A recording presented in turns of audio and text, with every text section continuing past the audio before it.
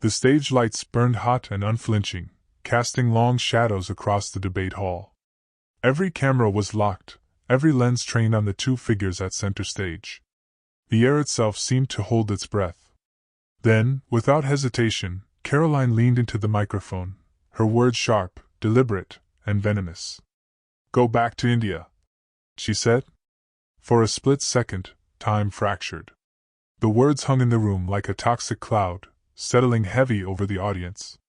A gasp rippled across the hall, sharp and unmistakable. Commentators, seated at their polished desks, froze mid-note. Even the cameramen, hardened professionals trained to remain detached, instinctively zoomed closer, as if America demanded to see every flicker of reaction in real time. The insult wasn't just heard. It was felt. Felt by every immigrant who had endured the casual cruelty of those 4 words. Felt by every American who knew the sting of being told they didn't belong in the only home they'd ever known. And it was felt, most of all, by Kash Patel, whose expression in that moment betrayed nothing. His face was calm, his body still. But calm did not mean passive. The silence was louder than the insult itself. An uneasy tension washed over the hall. Some audience members shifted in their seats, unsure whether to boo or to hold back. Others simply stared, wide-eyed, at the audacity of the remark. On social media, feeds lit up instantly. Phones buzzed as the clip was clipped, captioned, and shared in real time, the words, "Go back to India," already circulating like wildfire. It wasn't politics anymore. It was raw, it was personal, it was America staring itself in the mirror. And yet, at the center of it all, Kash Patel remained perfectly composed. No flinch. No raised voice. No stumble. Just silence, a silence that grew heavier by the second, as though he was gathering not just his thoughts, but the weight of generations who had endured the same slur, the same dismissal, the same attempt to erase them. In that moment, a commentator would later say, "America wasn't just watching a debate, it was witnessing a line that should never have been crossed." But no one in that room, not even Karoline herself, could have predicted the response that would follow. The insult didn't land in a vacuum. It reverberated through decades of American political theater, dragging with it the ghosts of past debates where xenophobia had been wielded like a blunt weapon. The words, "Go back," carried a history older than Karoline herself, a history that immigrant families knew by heart. It was the same refrain hurled at Irish laborers in the 1800s, at Japanese Americans during World War II, at Latinos during border crackdowns, and at Muslims in the years after September 11th. It was an insult that had always been less about the target and more about who gets to claim America as theirs. Voters had seen this play before. They had watched politicians sharpen fear into applause lines, treating cruelty as a shortcut to dominance. But in recent years, the fatigue was palpable. Communities were tired of being scapegoats, tired of leaders punching down instead of stepping up. Every time a candidate reached for xenophobia, they revealed less about their opponent and more about themselves, their desperation, their emptiness, their inability to inspire without dividing. That's why this moment mattered. This wasn't a clash over policy or a disagreement about the future of healthcare or taxes. It was a question written into the very fabric of the nation: who belongs here? Who gets to stand on that stage and call themselves American without condition, without caveat?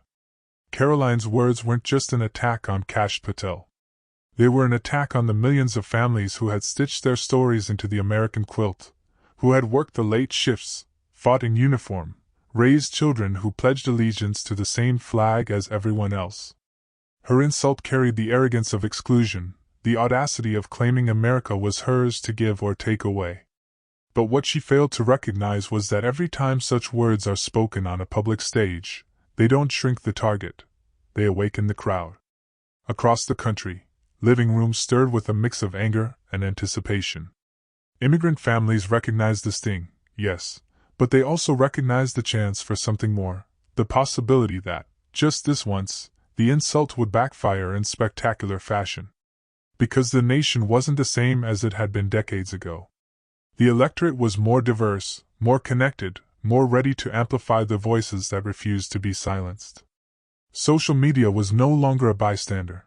It was a courtroom, a theater, and an amplifier all at once. And in this moment, it was already humming, waiting for Kash Patel's answer. The insult was meant to belittle. Instead, it lit the fuse of a political moment that would echo across the nation. The stage was set, the stakes higher than any policy debate could have ever manufactured. America leaned in, not just to hear a rebuttal, but to see whether dignity could stand taller than hate. And as the crowd shifted nervously, as cameras caught every flicker of Kash's stillness, one truth became clear. The next words spoken would not belong to Karoline anymore. They would belong to history. Karoline Leavitt's rise had been anything but subtle. She emerged onto the political stage young, brash, and utterly unafraid to throw punches where others would hesitate. For her supporters, that raw energy was refreshing, a sign of someone willing to bulldoze political correctness, to say the things others only whispered. For her critics, it was a warning flare. From the beginning, her brand was confrontation, her currency was outrage, and her strategy was clear: dominate the headlines by any means necessary. She came of age in the post-Trump era of politics, where combative soundbites carried more weight than carefully considered policy. The formula was simple: attack, provoke, and double down. And Karoline mastered it with precision. Each interview, each rally, each televised panel appearance was less about persuasion and more about spectacle. She wielded culture war rhetoric like a sword, slashing through nuance and stoking the embers of division. There were moments that defined her trajectory. When pressed on racial disparities in policing, she didn't pivot toward unity or empathy. She dismissed the question entirely, brushing aside lived experiences as media hysteria. When challenged on the struggles of working-class immigrant families, she turned the conversation into a tirade about protecting real Americans, a phrase that struck deeply for those who understood the coded exclusion embedded in her words. These weren't gaffes. They were deliberate choices, crafted to resonate with one audience while alienating another. And yet, that strategy carried her forward. Cable news panels booked her not despite the controversy, but because of it. Clips of her sparring with opponents went viral, generating the exact outrage that built her brand. To her base, she was bold. To everyone else, she was reckless. But in politics, boldness and recklessness often dance so closely together that it becomes difficult to tell where one ends and the other begins. Her arrogance grew alongside her notoriety. She began to carry herself not as a challenger clawing for recognition, but as a star certain of her invincibility. At debates, she interrupted freely, smirked at rebuttals, and punctuated her attacks with a self-satisfied confidence that suggested she believed the audience was always on her side. To Karoline, the microphone wasn't a tool for dialogue, it was a weapon to bludgeon opponents into silence. But arrogance has a way of clouding judgment. The same audacity that fueled her ascent also left her blind to the shifting tides of public sentiment. Americans were growing weary of cheap shots, tired of the relentless culture war grind that reduced every issue to an us versus them brawl. For every cheer she earned from loyal followers, there were countless groans from voters who longed for civility, for dignity, for leaders who didn't treat politics like a blood sport. Still, Karoline pressed forward. Her remarks became sharper, her provocations more pointed. At rallies, she leaned into derision, mocking opponents' backgrounds, appearances, even accents. Each jab was met with raucous applause in some corners, but the backlash simmered steadily, gathering strength like a storm offshore. So when she stood on that debate stage across from Kash Patel, the insult that erupted, "Go back to India," wasn't a slip of the tongue. It was the inevitable climax of a political career built on provocation. It was the logical endpoint of a style that prized the spectacle of cruelty over the substance of leadership. The audience's gasp wasn't just at the words themselves, but at the culmination of a pattern they had seen play out time and again. Karoline believed she had delivered a knockout blow, another headline-grabbing moment that would keep her name on every churn by sunrise. But what she didn't see, what her arrogance refused to let her imagine, was that this time would be different. This time, her words wouldn't just spark outrage, they would awaken something far greater. Because if Karoline was the firebrand, Kash Patel was the storm she never saw coming. Kash Patel's story did not begin under the bright lights of a debate stage. It began in the quiet persistence of immigrant parents who carried their dreams across oceans, landing in a country that promised both opportunity and obstacles in equal measure. Like so many families, they worked the jobs others overlooked, saved every dollar, and told their children that education was the ladder that could reach the American dream. Kash grew up knowing what sacrifice looked like, not in abstract terms, but in the tired eyes of parents who labored late into the night so he could stand taller than they ever had the chance to. He carried those lessons with him, first into classrooms where he learned that brilliance could not shield him from bias. As a child of Indian immigrants, he was reminded more than once that he was different. Names were mispronounced, jokes were made, and questions about where he was really from followed him into adulthood. But Kash did not bend under the weight of those slights. He learned instead to meet ignorance with composure, to let discipline speak louder than rage, and to turn the dismissals of others into fuel. That resilience carried him through law school, where he fought not just to master the intricacies of the law but to prove that he belonged in rooms that had rarely welcomed people like him.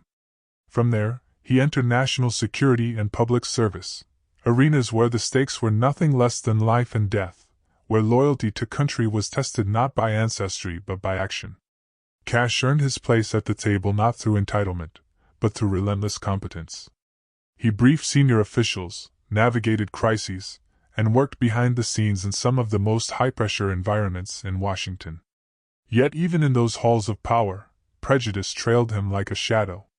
He knew what it meant to be second-guessed, to be underestimated, to have his patriotism questioned because of the color of his skin or the cadence of his last name. At times, those moments cut deeply. But rather than lash out, Kash developed a weapon more potent than anger: unshakable composure. He became known for his ability to keep calm when others panicked, to hold steady when storms raged. It was not fragility that defined him, but a fire forged through trials.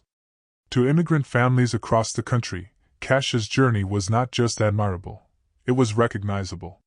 The long hours, the sacrifices, the quiet dignity of building a life in a country that sometimes refused to see you, it was a story etched into countless households. Kash embodied not just his own rise, but the resilience of an entire generation of Americans who knew what it meant to stand in two worlds and claim them both as their own. What made Kash's presence on that debate stage so powerful was not merely his resume, but the humanity behind it. He wasn't the caricature his opponents tried to paint. He wasn't the outsider they wanted to cast aside. He was the son of immigrants who had bled and toiled to give him a chance. He was the product of a nation that, at its best, judged a person not by their ancestry but by their service. And he was a reminder that American identity was not static. It was living, evolving, enriched by every family that crossed oceans or borders with nothing but hope. So when Karoline Leavitt's words sliced across that stage, "Go back to India," they struck at more than just Kash Patel. They struck at the memory of every time he had been told he didn't belong, every time his loyalty had been questioned, every time his identity had been weaponized against him. But unlike the child who once sat in classrooms fielding taunts, unlike the young professional who once bit his tongue in Washington boardrooms, Kash now stood as a man who had carried his story to the national stage. The silence after Karoline's insult was not emptiness. It was history coiled and ready to spring.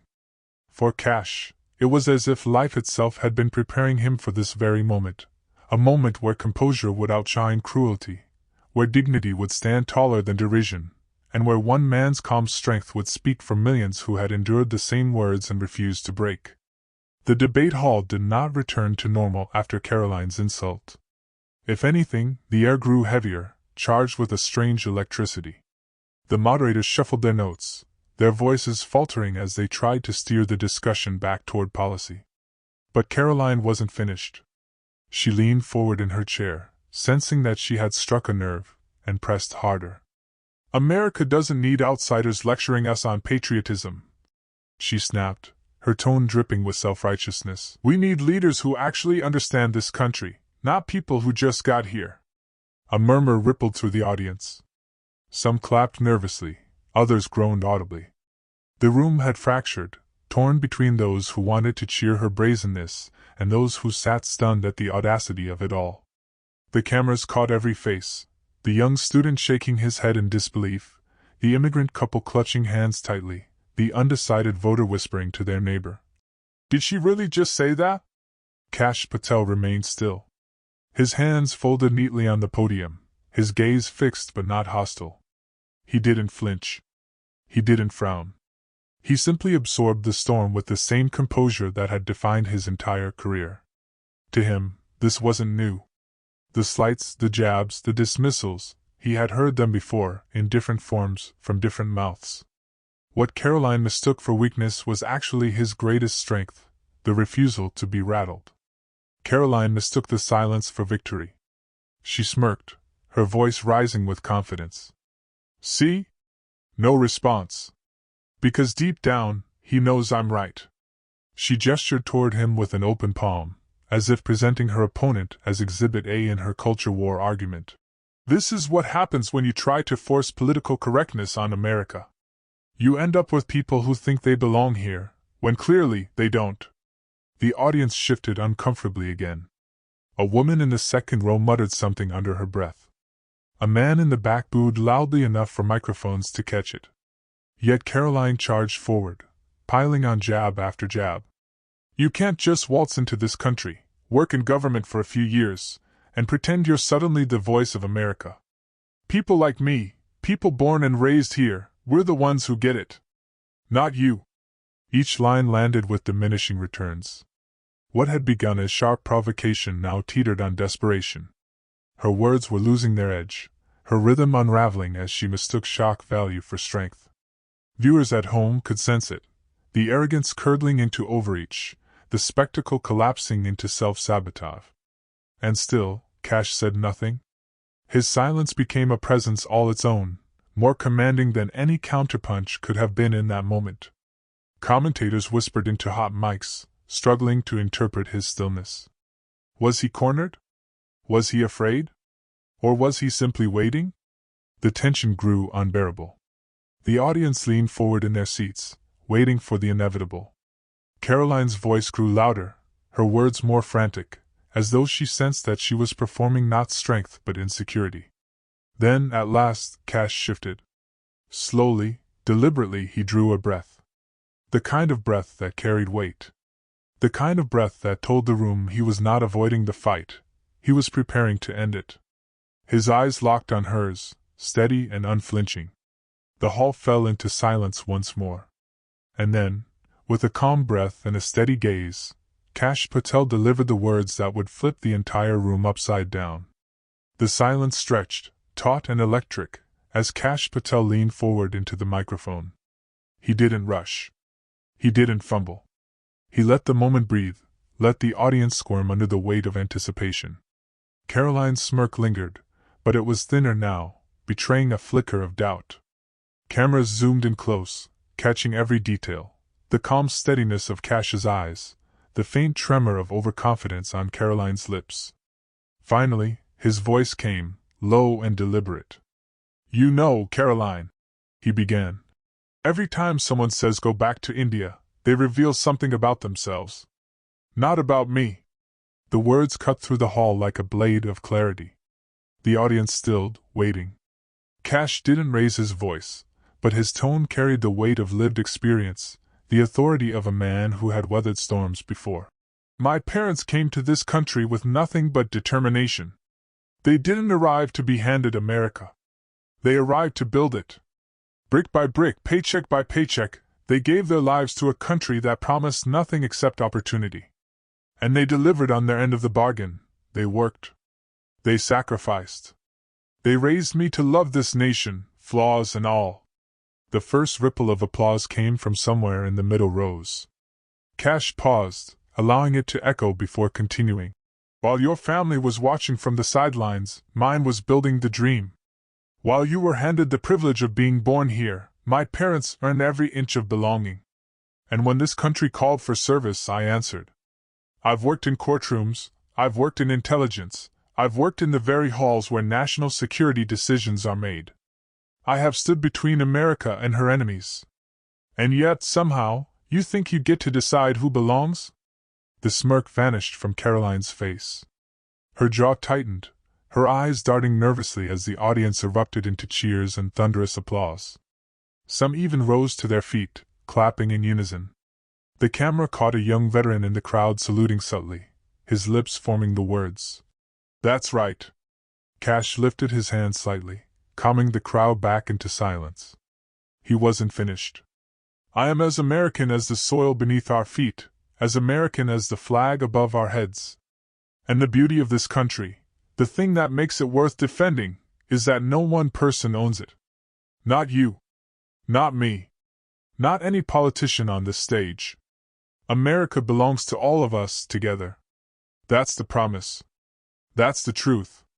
A commentator's voice, whispered but caught on a hot mic, muttered, "My God!" Karoline shifted in her chair, suddenly restless. Her hands fidgeted with the edge of her notes. She opened her mouth to interrupt, but the roar of the crowd drowned her out. Kash simply waited, his composure unbroken, before pressing forward. "You tell me to go back. But back to where? To the streets where my father worked night shifts so I could study by day? To the factories where my mother stitched clothes to pay for our future? To the classrooms where I was told I didn't belong, and yet I stayed, I excelled, I proved them wrong? If that's where you want me to go back, then I will say this: I carry those places with me every single day. They are not my shame. They are my strength." Gasps gave way to another round of applause, this one longer, heavier, almost cathartic. Karoline's eyes fell to her podium, unable to hold his gaze. "And let's be clear," Kash continued, his voice rising just enough to command the entire hall. "This is not about me. This is about every immigrant family who has been told they don't belong. Every child who has been mocked for the food they brought to school. Every worker who has been underestimated because of an accent. Every soldier who has bled for this country only to be asked where they're really from. When you insult me, Karoline, you insult them. And they are America. We are America." The crowd was on its feet now, clapping, shouting, the sound echoing like thunder against the walls of the debate hall. Some wiped away tears. Commentators leaned forward at their desks, stunned, their analysis forgotten in the face of history unfolding live. Kash lowered his voice, letting the room settle into his words. "So, Karoline, I'll tell you this: you don't get to decide who belongs. America already decided. And it decided that anyone who believes, who contributes, who sacrifices for this nation is as American as anyone else. That's why my family came here. That's why I serve. And that's why I will never, ever go back, because I never left." The final line detonated like an explosion of truth. The audience surged to its feet in a standing ovation that lasted nearly a full minute. Karoline's face, once animated with smug satisfaction, had drained of its bravado. She looked small under the lights, diminished in the shadow of Kash's moral authority. Commentators scrambled for words, their voices breaking through applause. That wasn't just a rebuttal," one stammered. "That was a reckoning."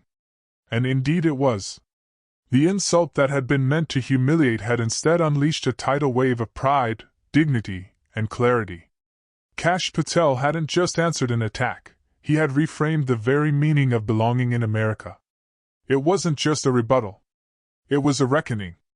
The standing ovation hadn't even finished echoing through the debate hall before the moment exploded onto every screen in America. Phones shot up instantly, capturing Kash Patel's calm dismantling of Karoline Leavitt in shaky vertical clips that were posted, reposted, and shared across every platform. Within minutes, hashtags surged, hashtag Patel mic drop, hashtag we belong, and hashtag never go back. What had started as a cruel insult was now being rewritten into a viral anthem. Twitter feeds lit up with commentary from every corner of the political spectrum. Progressives praised Kash's composure, calling it a masterclass in dignity.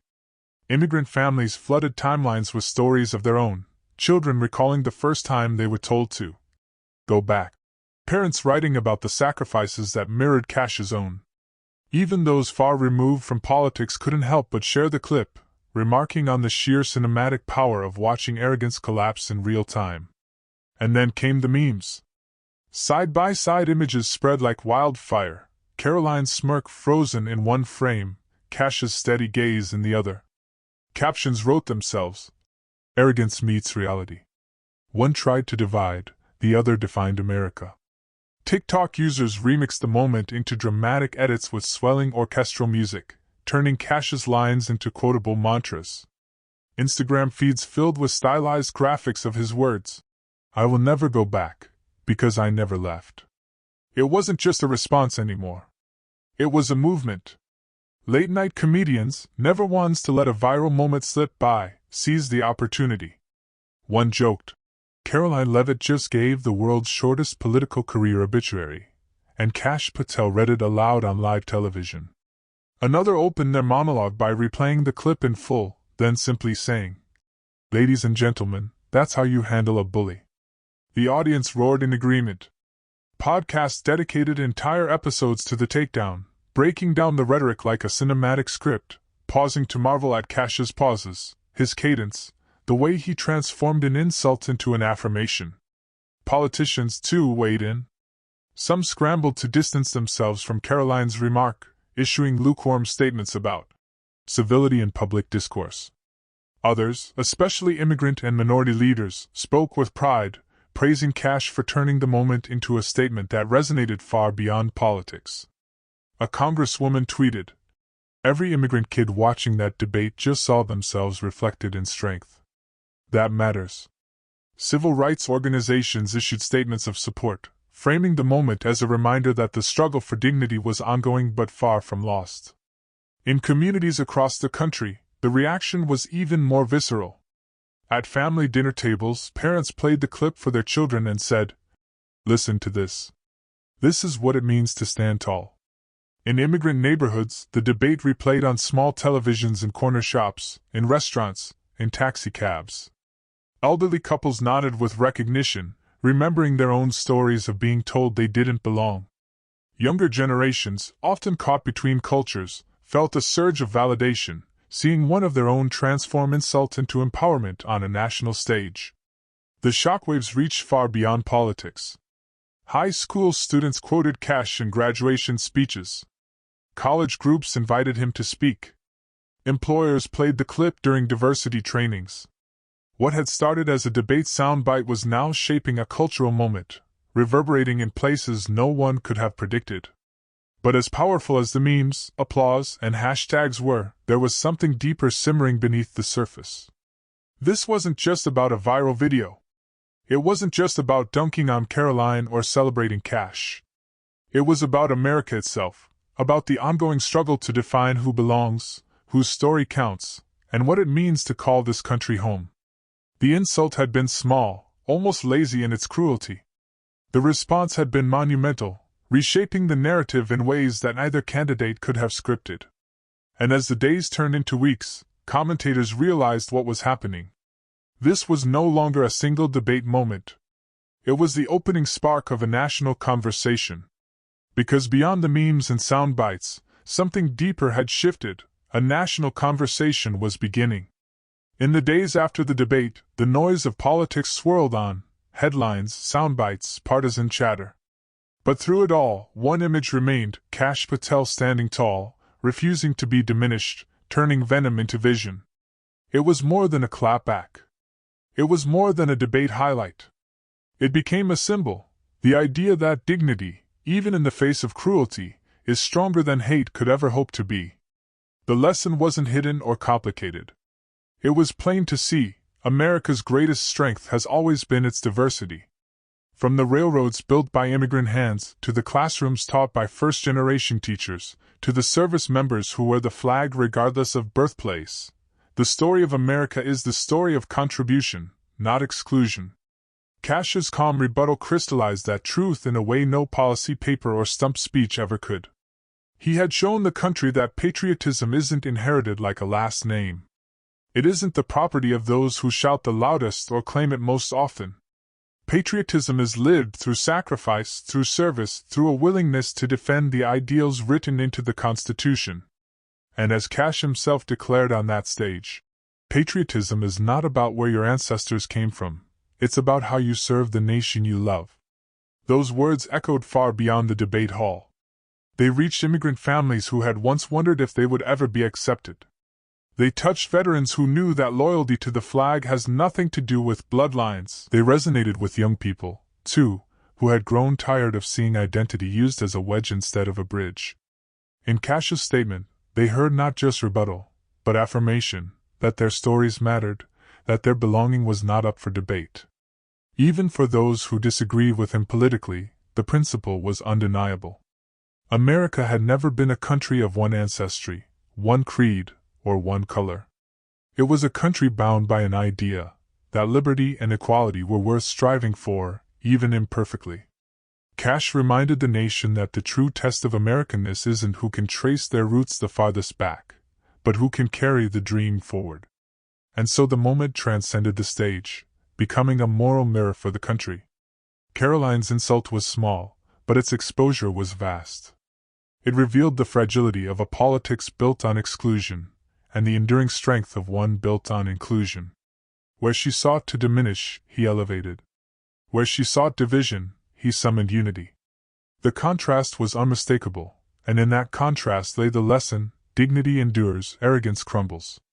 The crescendo of this confrontation wasn't outrage, but clarity.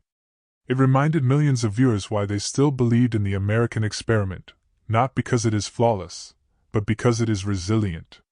Resilient enough to withstand prejudice, resilient enough to grow from confrontation, resilient enough to keep bending toward justice.